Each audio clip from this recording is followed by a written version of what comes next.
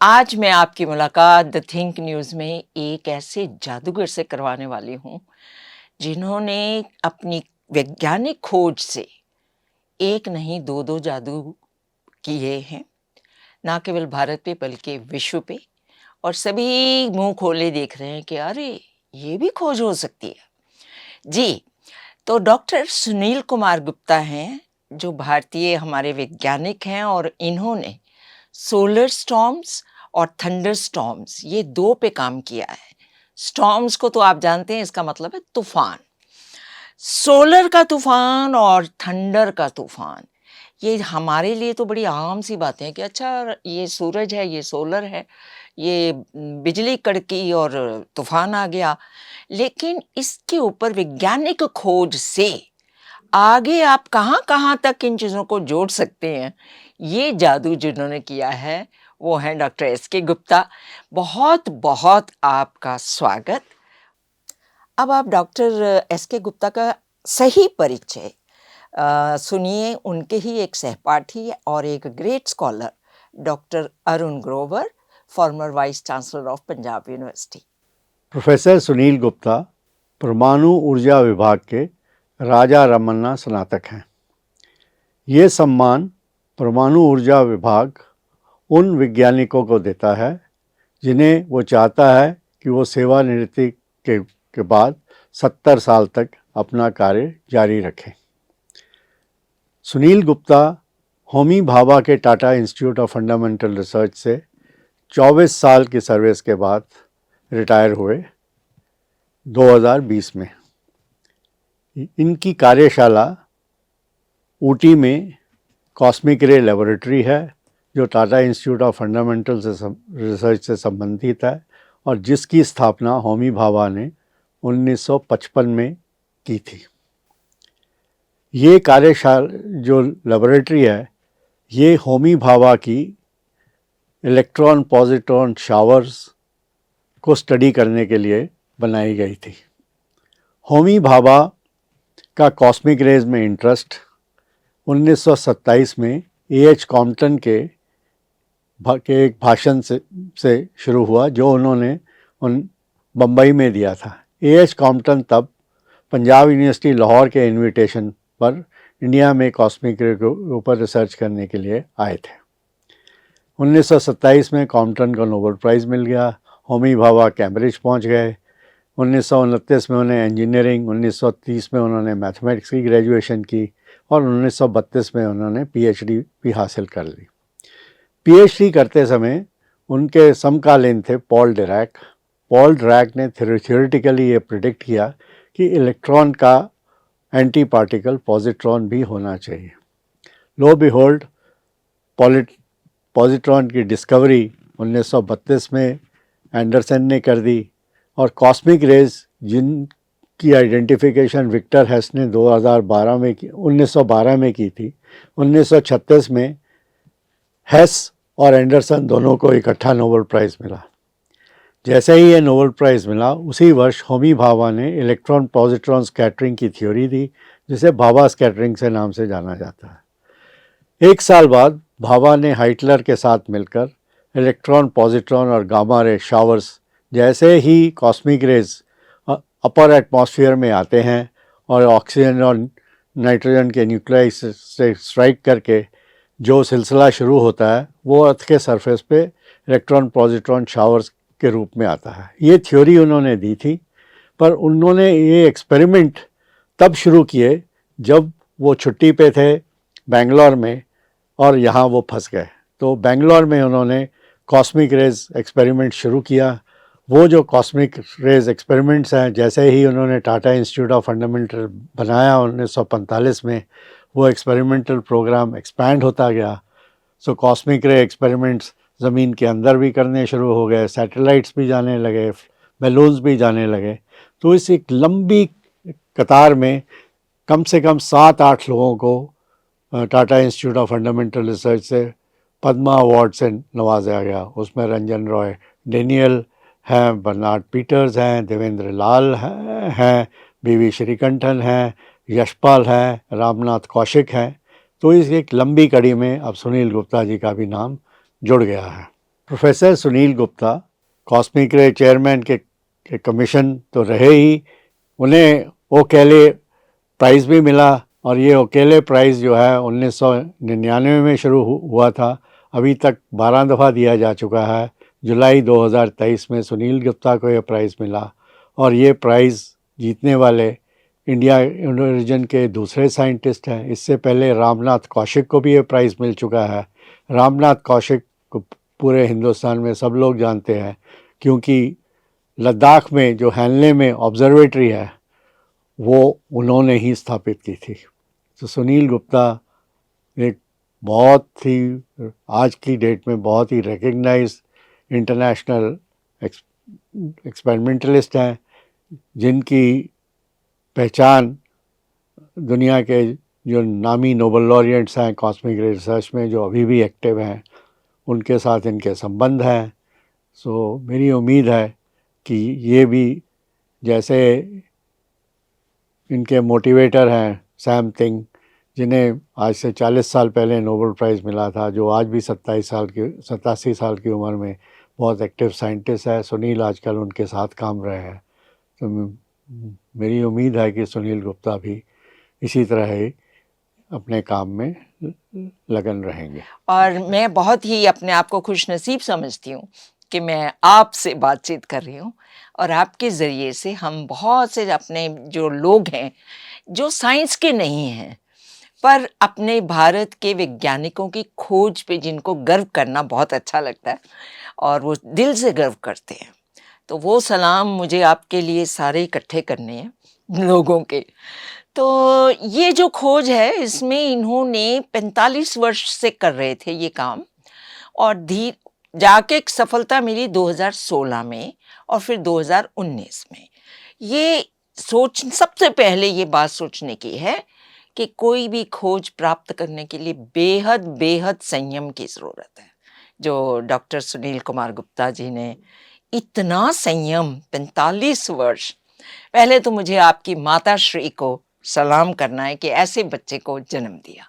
तो डॉक्टर साहब कुछ थोड़ा सांझा कीजिए आप हमारे साथ कि ये सोलर स्टॉर्म्स क्या होते हैं, सोलर के तूफान क्या होते हैं और थंडर के तूफान क्या होते हैं। जी जी बहुत बहुत धन्यवाद। जी। आपसे मिलकर मुझे बहुत गौरव हो रहा है। अरे नहीं नहीं आप इतनी प्रतिष्ठित पत्रकार हैं।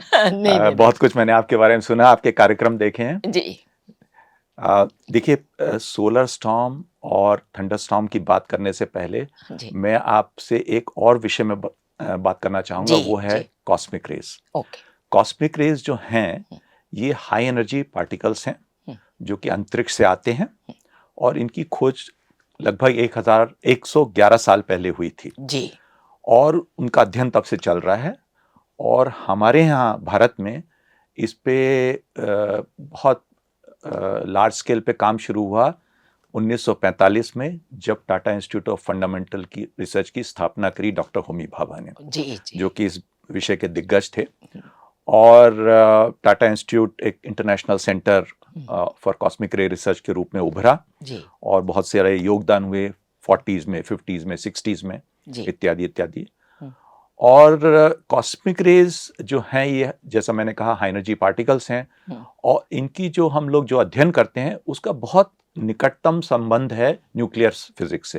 अच्छा और उसी से डॉक्टर भाभा को यह एहसास हुआ कि इस नॉलेज का, इस विज्ञान का उपयोग करके हम एटॉमिक एनर्जी प्रोग्राम देश में शुरू कर सकते हैं। डॉक्टर साहब, ये जो हाई एनर्जी पार्टिकल्स कहते हैं ये बहुत कॉमन शब्द है, लेकिन इसको जरा समझाएंगे कि हाई एनर्जिकल पार्टिकल्स आते कहाँ से हैं जी और क्या इनका भूमिका क्या रहती है। जी, तो ये बहुत आपने सही सवाल किया है। जी पहले तो ये हम ये बताएं कि हाई एनर्जी क्या होती है। जी तो जैसे आप मेरा ये इंटरव्यू ले रही हैं, हम एक दूसरे को देख पा रहे हैं, उसकी वजह है लाइट, जी जो हम 7 रंग की होती है, अच्छा उसकी एनर्जी होती है 2 और 3 इलेक्ट्रॉन वोल्ट के बीच। जी जी उसी से हम देख पाते हैं।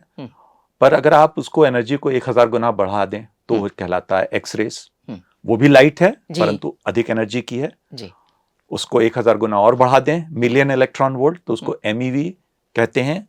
उनको वो हम भी कहते एनर्जी, वो भी लाइट है पर उसको गामा रेज कहा जाता है। अच्छा उसको 1000 गुना और बढ़ा दें, हाँ। गीगा इलेक्ट्रॉन वोल्ट, हाँ। उसको हम हाई एनर्जी गामा रेज कहते हैं। और जो कॉस्मिक रेज जिनका हम अध्ययन कर रहे हैं, हाँ। उनकी एनर्जी या ऊर्जा होती है 100 गीगा इलेक्ट्रॉन वोल्ट या 100 GeV से अधिक, बाप जिनको रे। जिनको लो एनर्जी कॉस्मिक रेज कहा जाता है। ओह, अच्छा जी। ये जो हमारा यूनिवर्स है, ब्रह्मांड है, उसमें सबसे अधिक ऊर्जा वाले पार्टिकल कॉस्मिक रेज कहलाते हैं। तो ये जो हाई एनर्जी कॉस्मिक रेज, जैसा कि आपने पूछा, तो इनका एक तो महत्व ये है कि हम इनको अध्ययन करना चाहते हैं, क्योंकि हम जानना चाहते हैं कि हाई एनर्जी की क्या प्रॉपर्टीज होती हैं, क्या उनके विशेष गुण होते हैं, जिससे कि हमें उनके बारे में ज़्यादा ज्ञान मिल सके जी। और दूसरा ये है कि इनकी एक विशेषता ये है कि इनकी जो इंटेंसिटी है या जिस रेट से आते हैं, वो एकदम स्थिर रहता है। चाहे आप किसी भी दिशा में चले जाएं, किसी भी जगह चले जाएं, कॉस्मिक रे की इंटेंसिटी नहीं बदलती है। ये इनकी एक विशेषता है, बहुत बढ़िया। जी।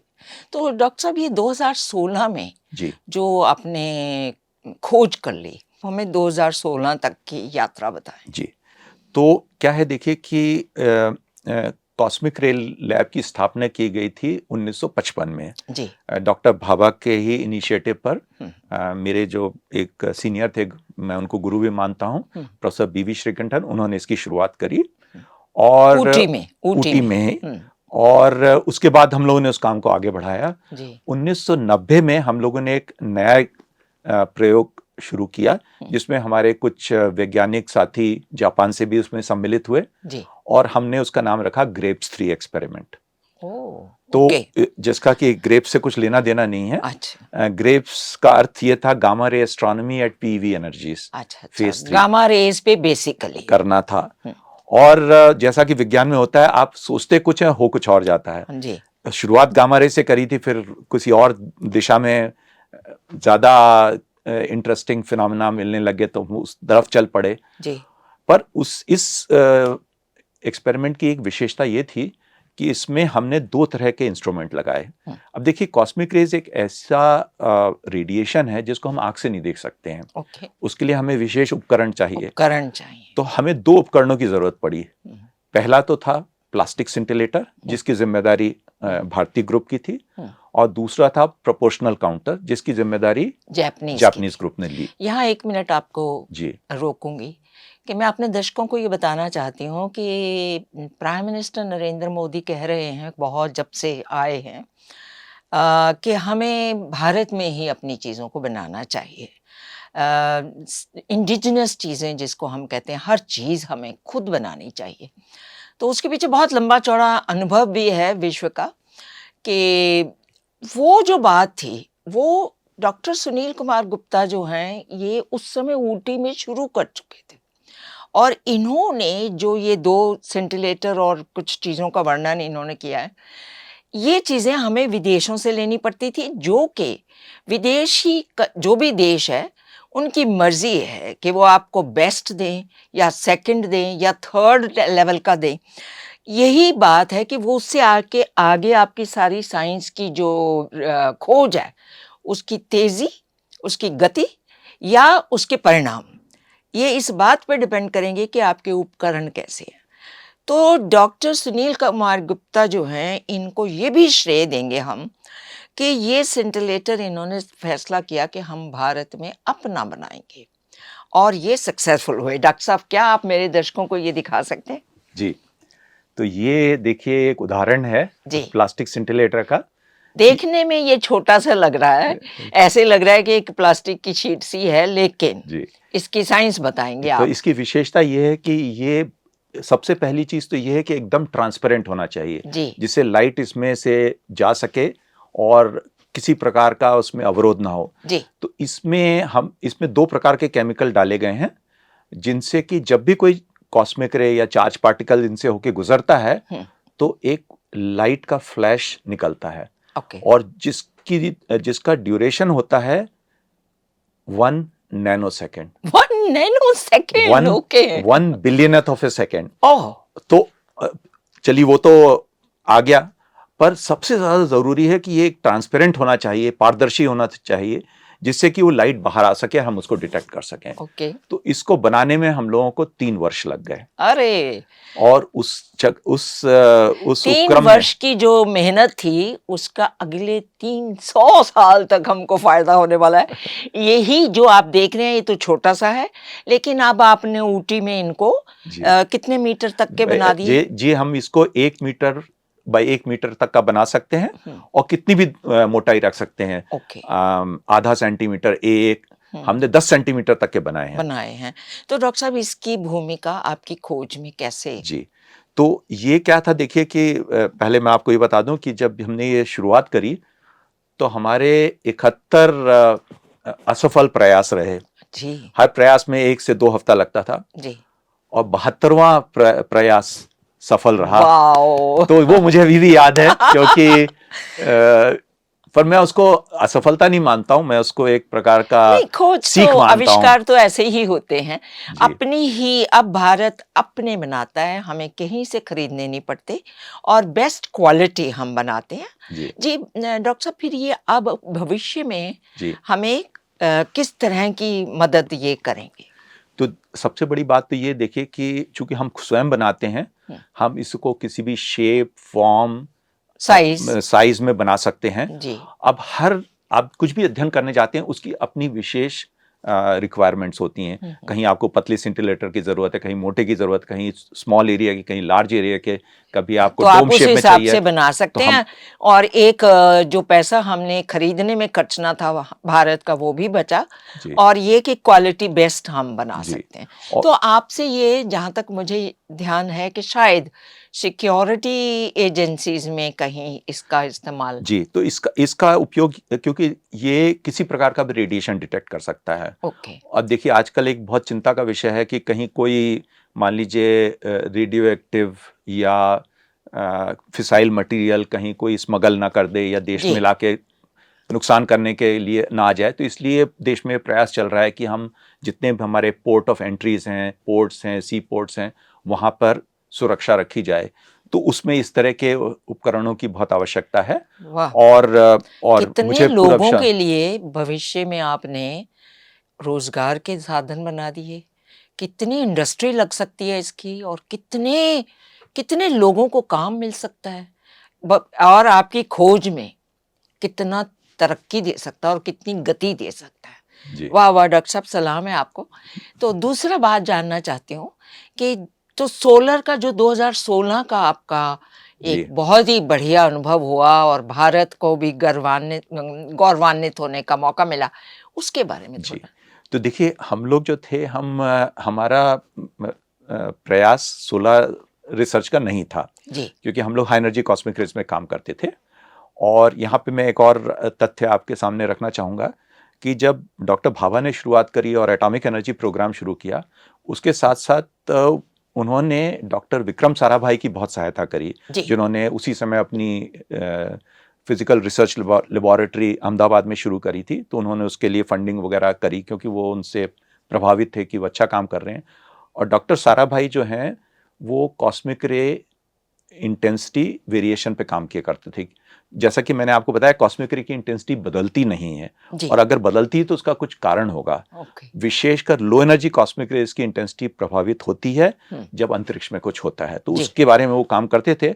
उसी से उनके मन में विचार आया कि हमें स्पेस में जाना चाहिए, हुँ, और उसी से स्पेस रिसर्च की शुरुआत हुई। जी, तो दोनों ही, हुँ, एटॉमिक एनर्जी और space research, department of atomic energy और इसरो, हुँ, इनकी शुरुआत, उनकी जो अगर आप देखेंगे जो शुरुआत है, वो कॉस्मिक रे रिसर्च से ही हुई है। वाह वाह, तो ये प्रोग्राम इस मामले में बहुत लाभदायी रहा है देश के हाँ, लिए। जी, तो जो आपने बात करी कि सोलर स्टॉर्म के बारे में, तो हम लोग उसकी तरफ, हमारा कुछ खास विचार नहीं था उसका अध्ययन करने का। हुँ, पर क्या हुआ कि 22 जून 2015 को एक बहुत बड़ा सोलर स्टॉर्म हुआ।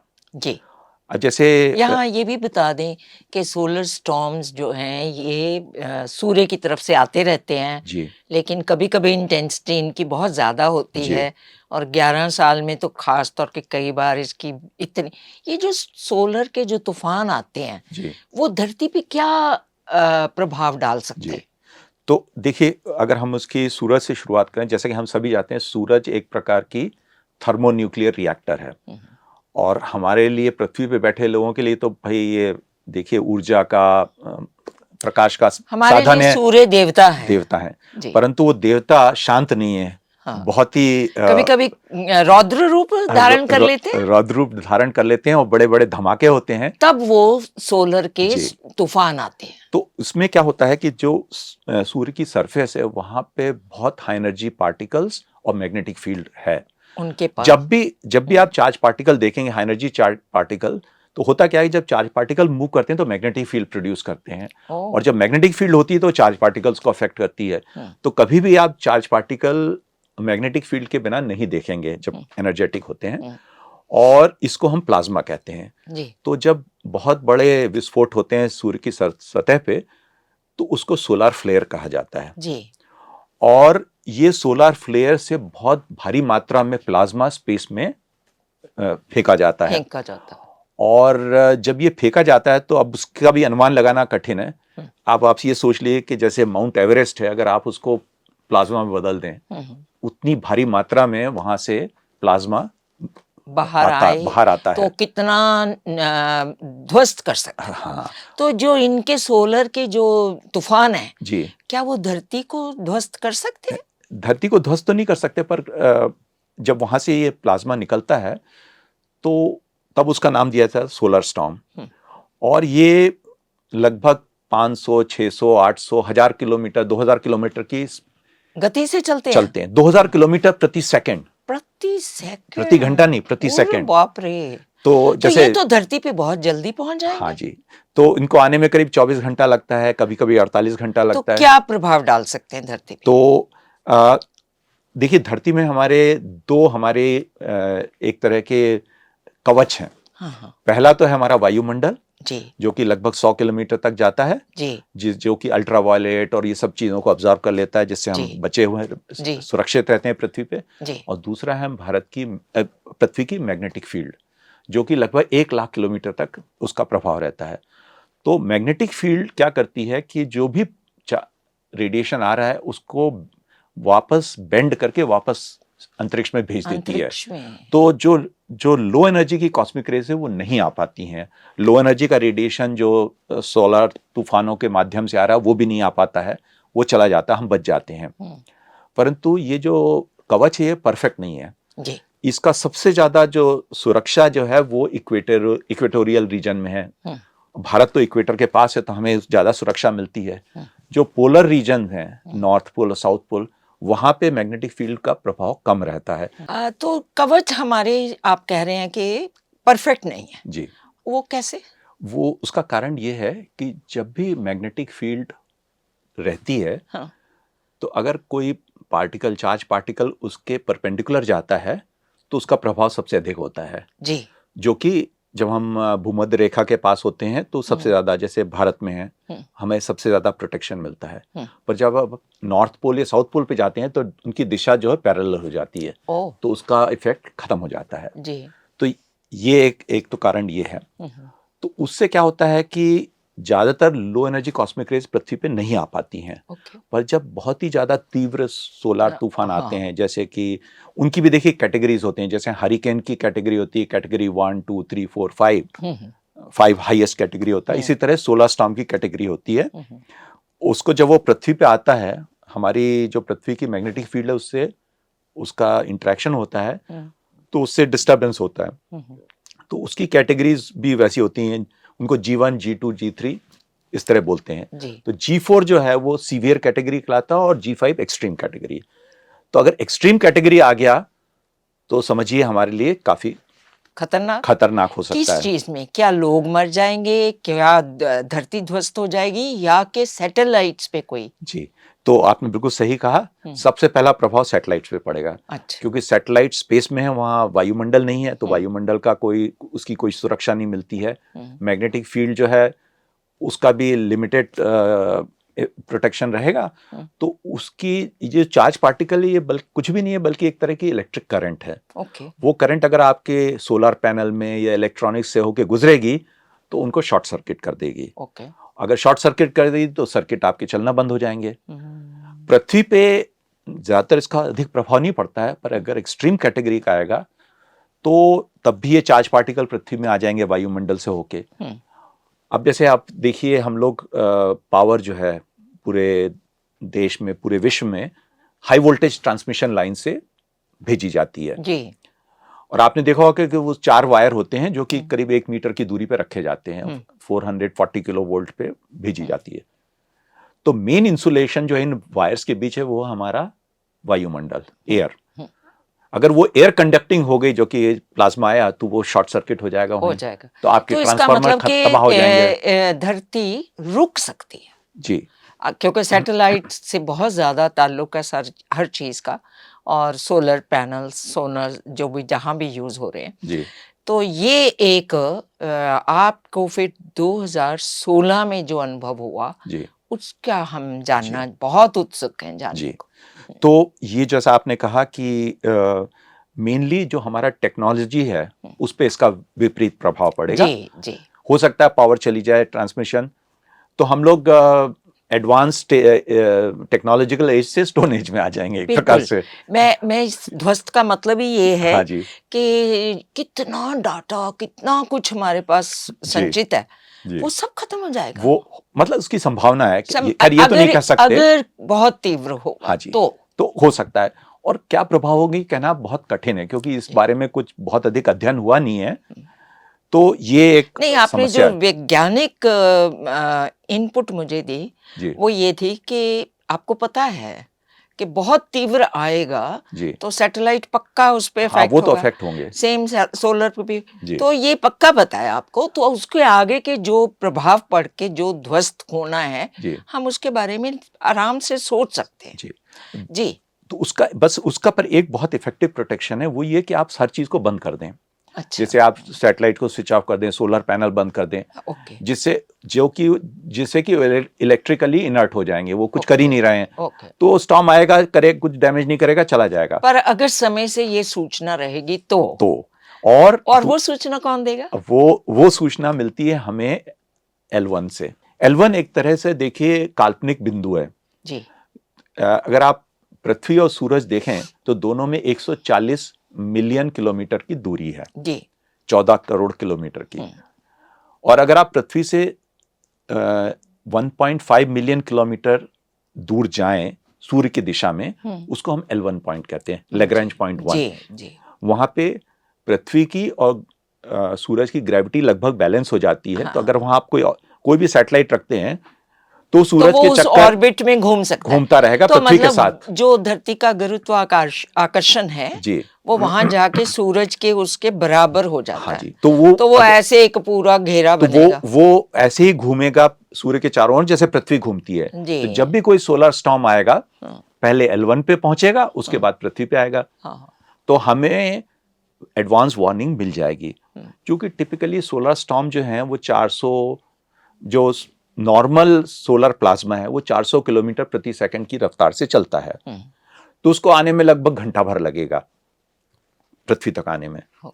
तो हमें 1 घंटे की वार्निंग मिल जाएगी। जो सोलर स्टॉर्म पावरफुल होते हैं वो फास्ट होते हैं, वो ज्यादा तीव्र गति से चलते हैं।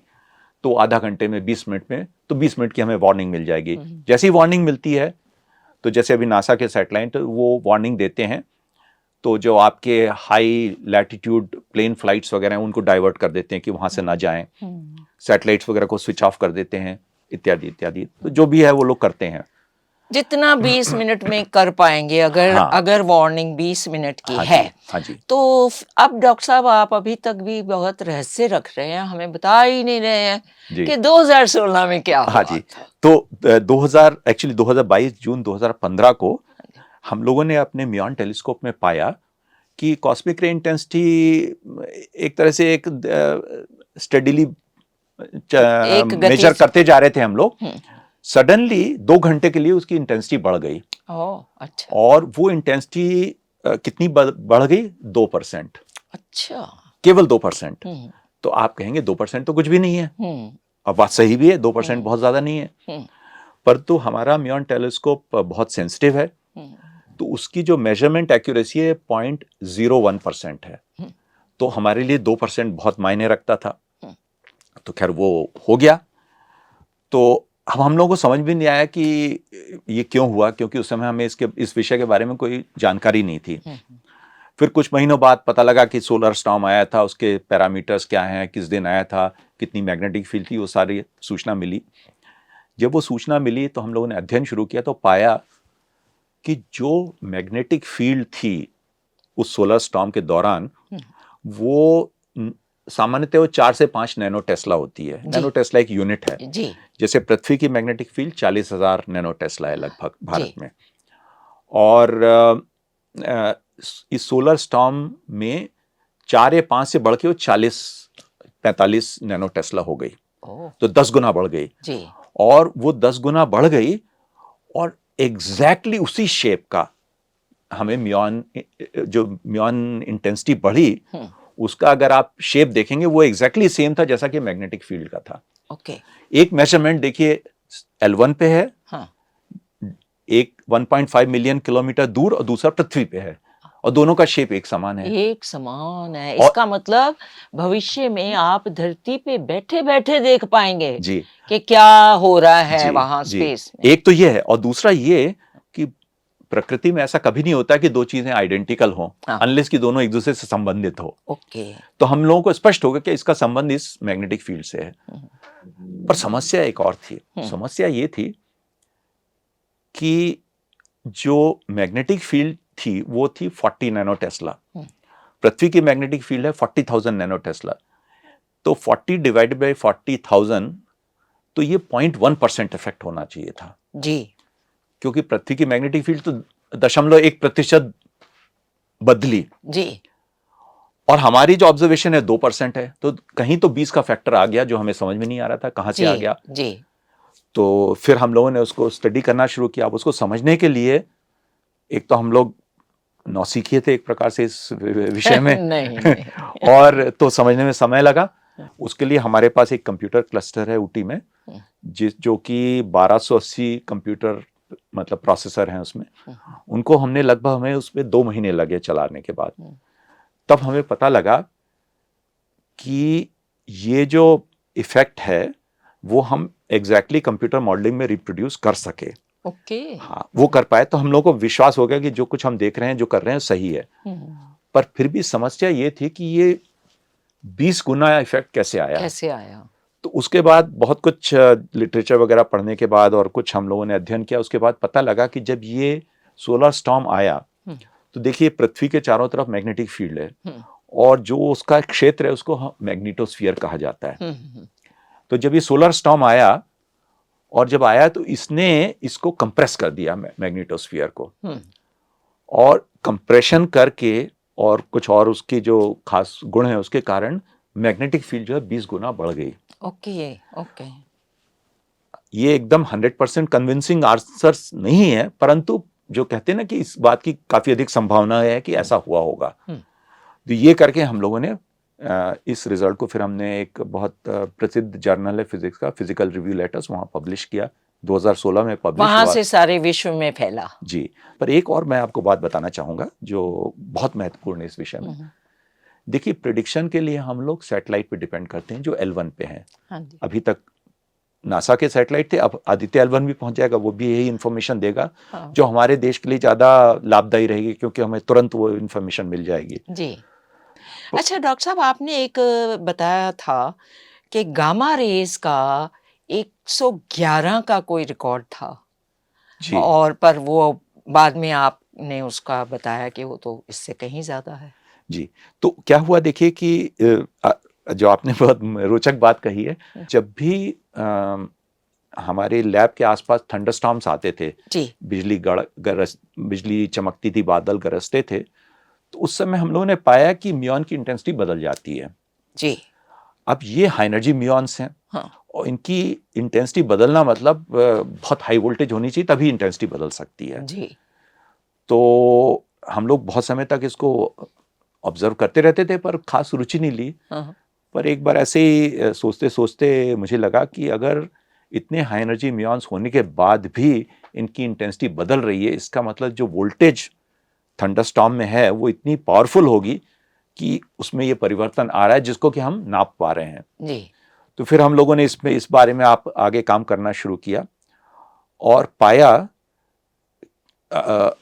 फिर भी यहाँ भी क्या है, दो चीज़ें थी। एक तो हमारे एक्सपेरिमेंट बहुत सेंसिटिव था, क्योंकि दुनिया का सबसे सेंसिटिव म्यूऑन टेलीस्कोप है, जिससे हमें जो इंफॉर्मेशन मिल रही है वो बहुत रिलायबल थी जी। इस बात पे हमें पूरा संतोष था, विश्वास था।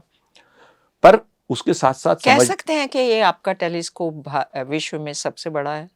देखिए, टेलीस्कोप म्यूऑन टेलीस्कोप जो हैं वो दो तरह के होते हैं। एक तो होते हैं जिनको म्यूऑन डिटेक्टर कहते हैं, जो कि दिशा नहीं नापते हैं, वो तो हमसे बहुत बड़े बड़े भी हैं, परंतु जो टेलीस्कोप दिशा नापता है म्यूऑन्स की, वो हमारा सबसे बड़ा है। हमारा ऊटी में सबसे बड़ा है। कितने गर्व की बात है डॉक्टर साहब। ये किसने वहां पे, लाइक इसके पीछे किसको, आपका? जी नहीं, इसमें देखिए मैं श्रेय दूंगा हमारे जापानीज कोलीग्स को। अच्छा। क्योंकि जब हम लोग बना रहे थे तो वो खासतौर से हमारे एक बहुत क्लोज कोलैबोरेटर हैं प्रोफेसर कावाकामी, बहुत सीनियर हैं, उनकी आयु भी लगभग 80 वर्ष के आसपास है अभी, पर वो अभी भी एक्टिव हैं। तो वो कहने लगे, देखिए हर आदमी म्यूऑन डिटेक्टर बनाता है और हम बना लेंगे तो हमारा भी एक और हो जाएगा। क्या बड़ी उसमें नया क्या है? तो बोले हम लोगों को टेलीस्कोप बनाना चाहिए, ओके, जिससे कि हम हर म्यूऑन की दिशा नाप सकें। अरे वाह। तो उसको लेके काफी चर्चा हुई और अंत में उन्होंने कहा कि हम लोग करेंगे। अच्छा, जब ये बन गया तो उसके बाद हम लोगों ने उस दिशा पे ज्यादा ध्यान नहीं दिया, थोड़ा बहुत फायदा लिया। पर जब ये दो इवेंट्स हुए, सोलर स्टॉर्म का, तब वो आपके और काम तो आया। तब उसका वास्तव में उसका हमें सही फायदा हुआ। सही फायदा हुआ जी। तो ये भी विश्व ने खूब नोट किया। तो जो हमारे दर्शक इसको देख रहे हैं, प्रोग्राम को देखिए कि हम कितने भाग्यशाली हैं कि हमारे देश में ऐसे ऐसे वैज्ञानिक बैठे हैं जिन्होंने संयम से ना केवल कितना कुछ ढूंढ लिया, खोज करी, परंतु अपनी ही चीजें ईजाद की, अपने ही इंस्ट्रूमेंट्स, अपने उपकरण। और अब ये टेलीस्कोप भी जो है हमारा अपना है और दुनिया का सबसे बड़ा है। डॉक्टर साहब, आपका बहुत बहुत शुक्रिया, आप आए और आपने, मैं समझती हूँ कि आई एम ऑनर्ड कि आपके साथ मैं बातचीत कर सकी। Thank you so much doctor साहब। बहुत बहुत धन्यवाद। मुझे बहुत आनंद आया आपसे चर्चा करके। ये चर्चा आपकी वो इंटेलेक्चुअल चर्चा तो नहीं थी, ये चर्चा आम आदमी के लिए थी। जी, वो बहुत बहुत महत्वपूर्ण है, क्योंकि आम जनता ही है जो हम लोगों की रिसर्च को पता होना चाहिए कि और उन्हीं के सहयोग से तक पहुंच रहा है अपने ही देश में। जी जी डॉक्टर साहब, थैंक यू सो मच। जी, नमस्कार। जी।